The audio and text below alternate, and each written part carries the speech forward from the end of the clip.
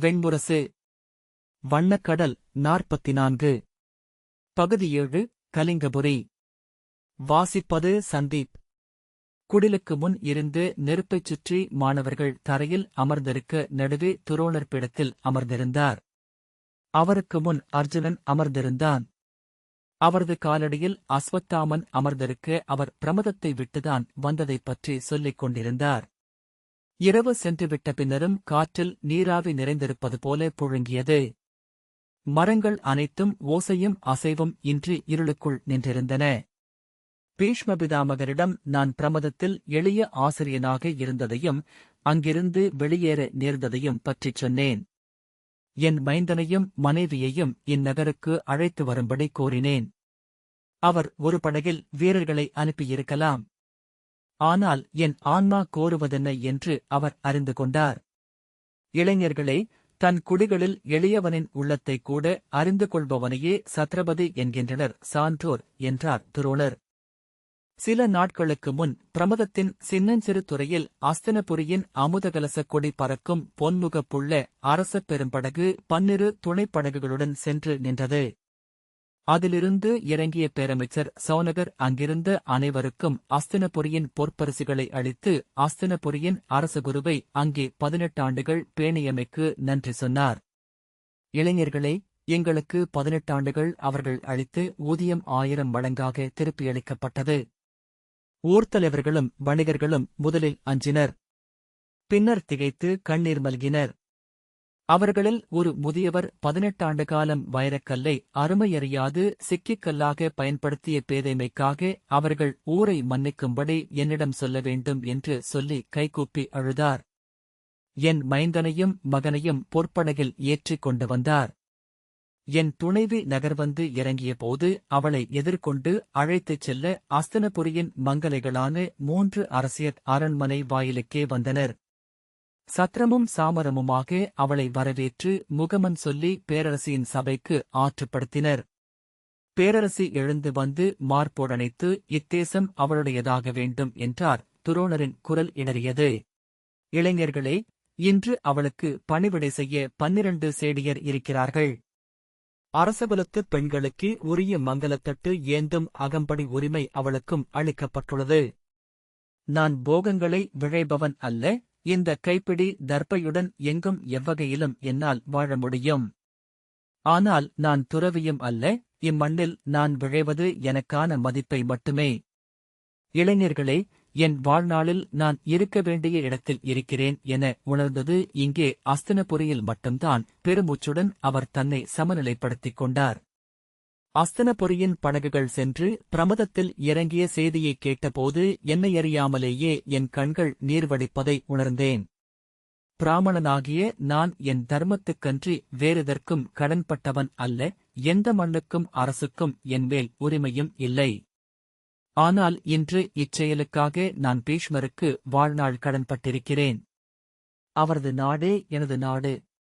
அவரது அரசின் கடைக்குடிமகன் நான்.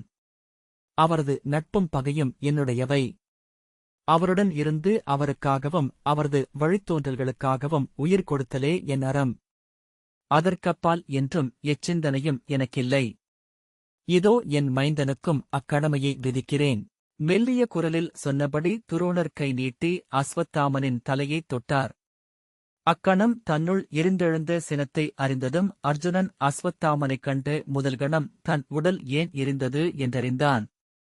என் மைந்தன் என்று சொல்லும்போதெல்லாம் இயல்பாக துரோணரின் கரம் சென்று அஸ்வத்தாமனின் தலையையோ தோளையோ தொட்டது.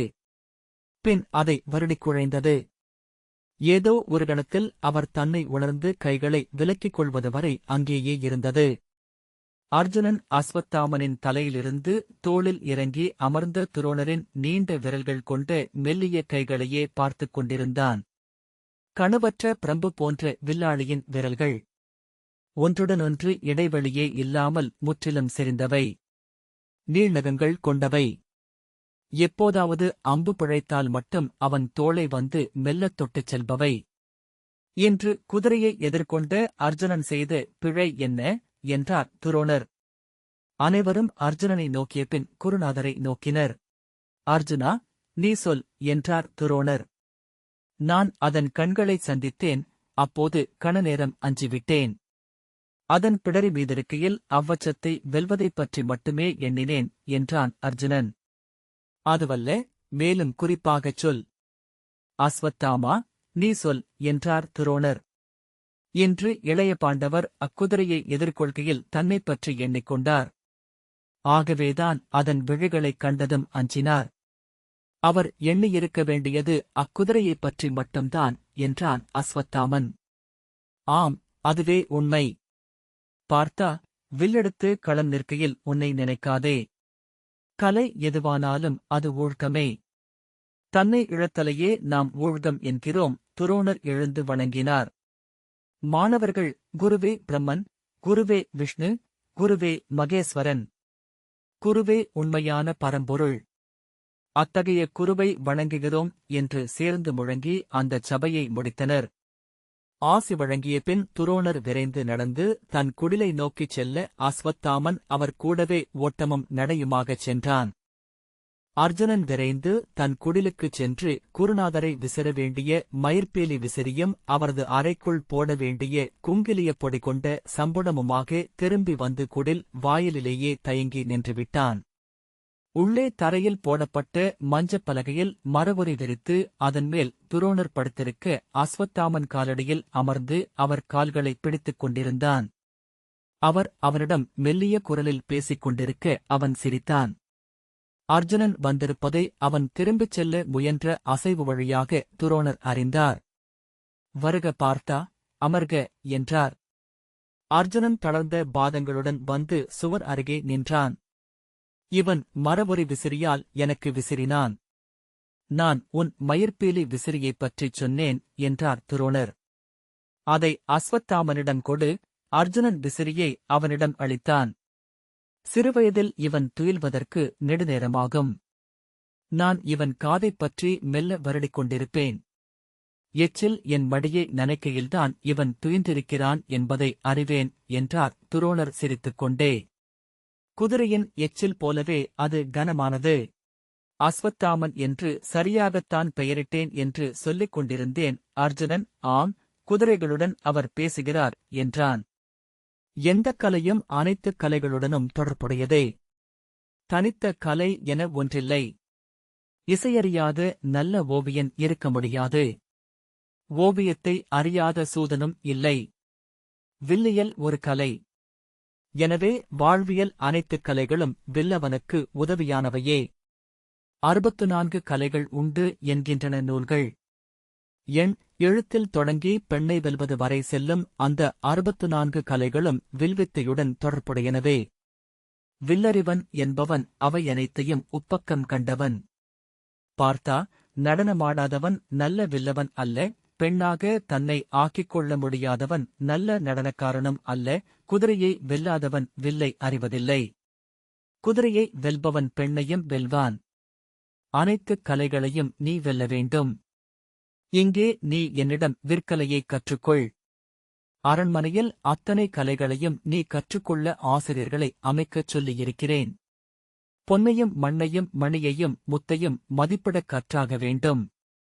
யானையையும் செம்பருந்தையும் அறியாதவனால் ஒரு நாளும் அம்பையும் வில்லையும் முற்றறிய முடியாதென்றறிக.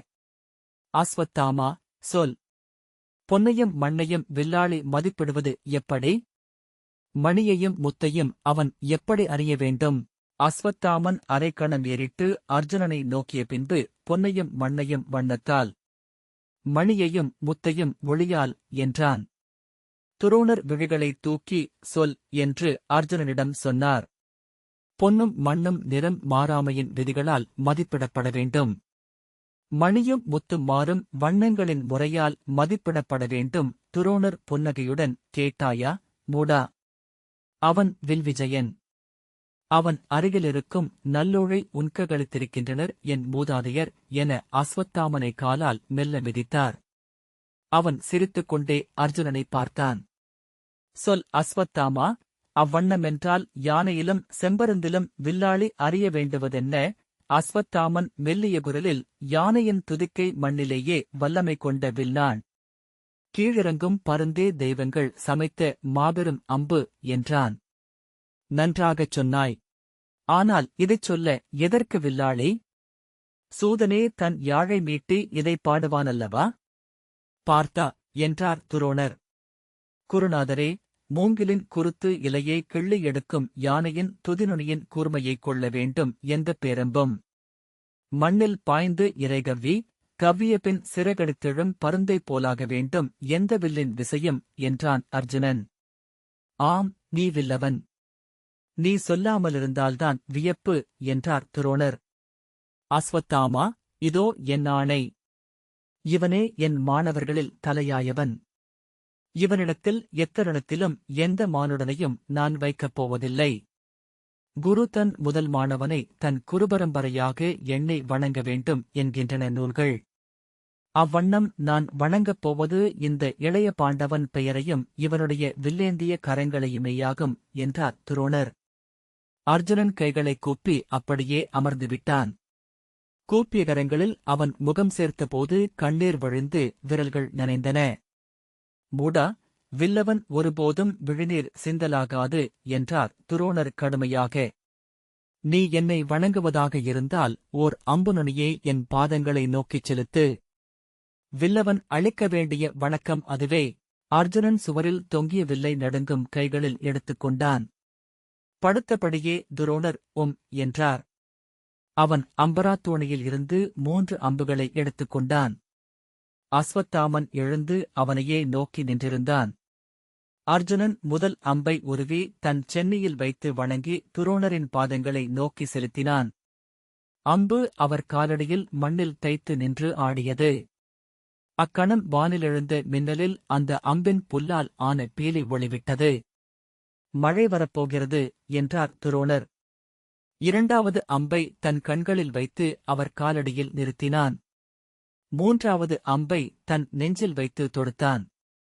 2வது மின்னலில் அறையே வெண்மையாகி அணைந்தது. வெளியே இடியின் ஒலி எழுந்து அமைந்தது.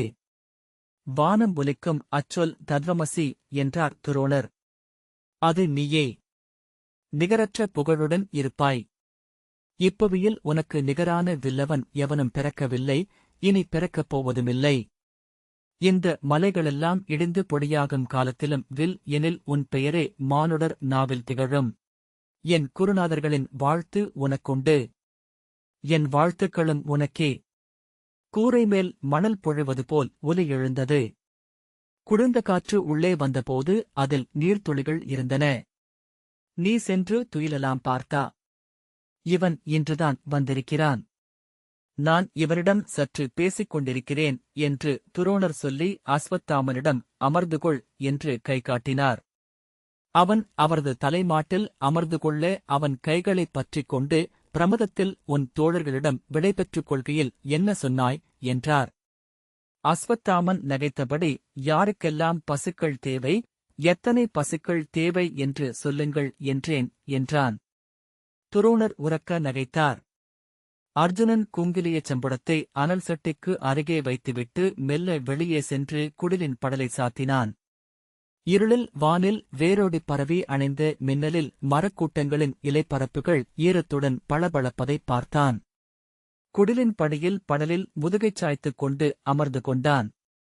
உள்ளே துரோணர் சிரித்துப் பேசிக் கொண்டிருப்பதும் அஸ்வத்தாமன் பதில் சொல்வதும் மெல்லிய ஒலிகளாக கேட்டுக் கொண்டிருந்தன. பின்னர் மழை பெருகி வந்து அவனை அறைந்தது. அவன் உடல் வழியாக நீர்த்தாரைகள் வழியத் தொடங்கின. அவன் அசையாமல் மின்னலில் ஒளிவிடும் மழைத்தாரைகளையும் மேகங்களையும் பார்த்துக் கொண்டு அமர்ந்திருந்தான். மழை சற்று தணிந்து இலைகள் சொட்டும் ஒலியாக மாறியது. உள்ளே இருமூச்சுகளாக அவர்கள் துயில்வது கேட்டது. அவன் எழுந்து உள்ளே பார்த்தான். துரோணரின் மார்பின் மீது தலை வைத்து அஸ்வத்தாமன் துயின்று கொண்டிருந்தான். அவன் தலைமேல் வைத்து துரோணரது கரங்கள் நழுவி முதுகில் சரிந்திருந்தன. மீண்டும் மழை எழுந்து அவன் முதுகை அறைந்தது. மழைக்குள் நின்று கொண்டு அவன் ஒவ்வொரு மின்னல் வெளிச்சத்திலும் அவர்களை பார்த்துக் கொண்டிருந்தான். கரிச்சான் குரல் எழுப்பிய போது துரோணர் மெல்லிய குரலில் அன்னையே என்றார்.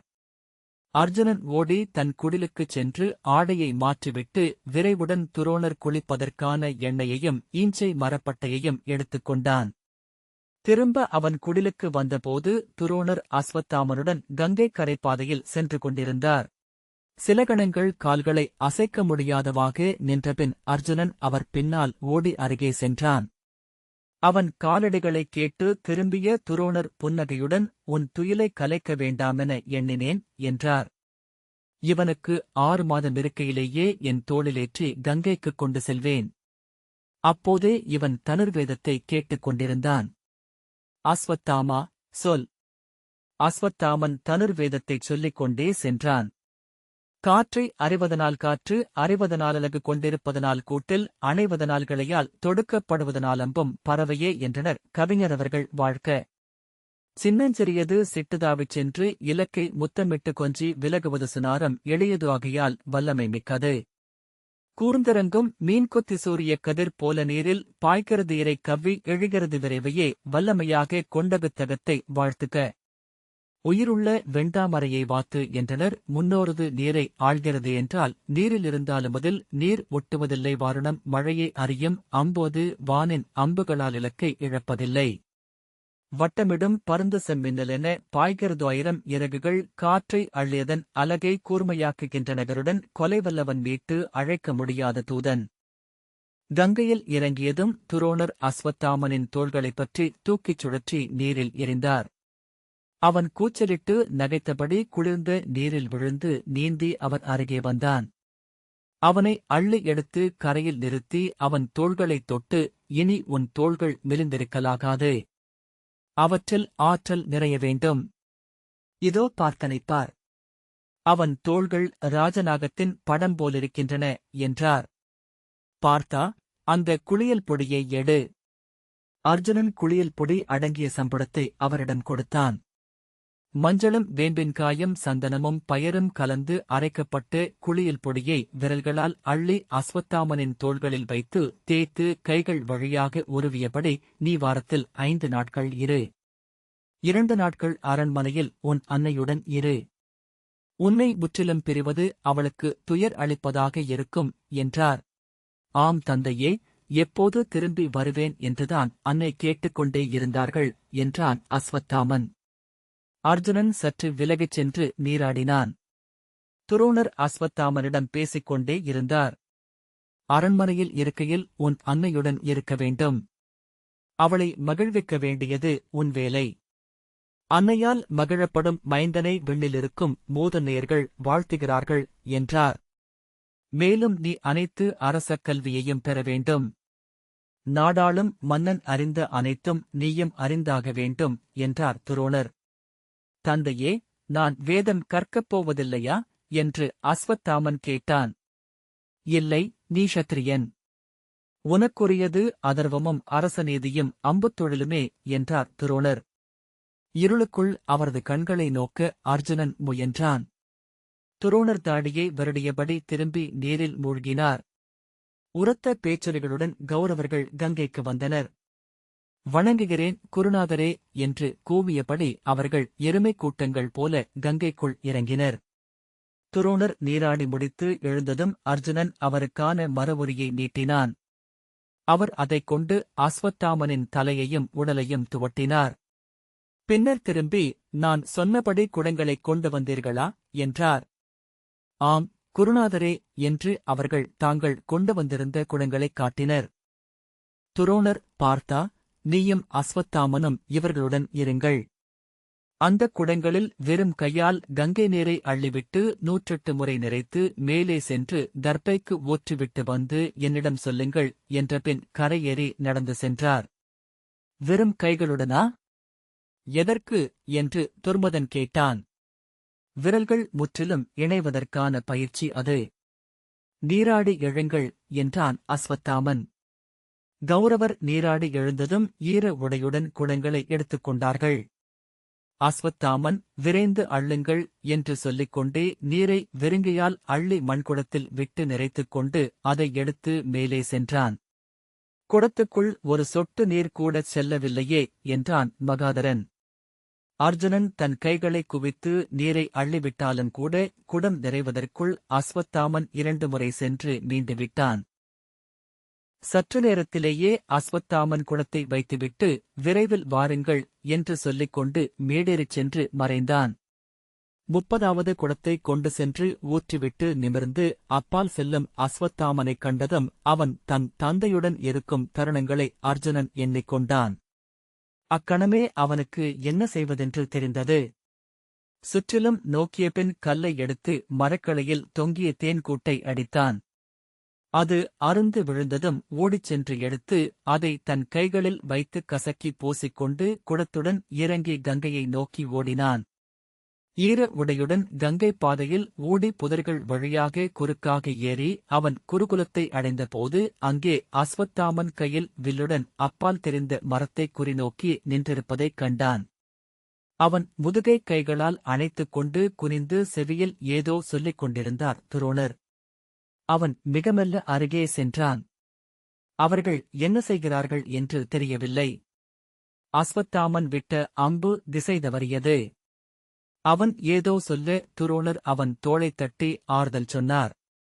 அந்த வில்லை தன் கையில் வாங்கிய துரோணர் வில்லில் 2 அம்புகளைத் தொடுத்து மரத்தை நோக்கி ஓர் அம்பை விட்டார். அந்த அம்பு எழுந்ததுமே இன்னொரு சின்னஞ்சிறு அம்பால் அதன் வாலை மிக மெல்லத் தட்டினார். சிட்டுக்குருவி பருந்தின் வாலை முத்தமிடுவது போல. அம்பு திடுக்கிட்டது போல திரும்பி பக்கவாட்டில் பாய்ந்து அருகே நின்ற இன்னொரு மரத்தை தாக்கி குத்தி நின்றது. புன்னகையுடன் வில்லை தந்தபடி திரும்பிய துரோணர் அர்ஜுனனைக் கண்டார். ஒரு கணம் அவரது இருபுருவங்களும் சந்தித்துக் கொண்டன.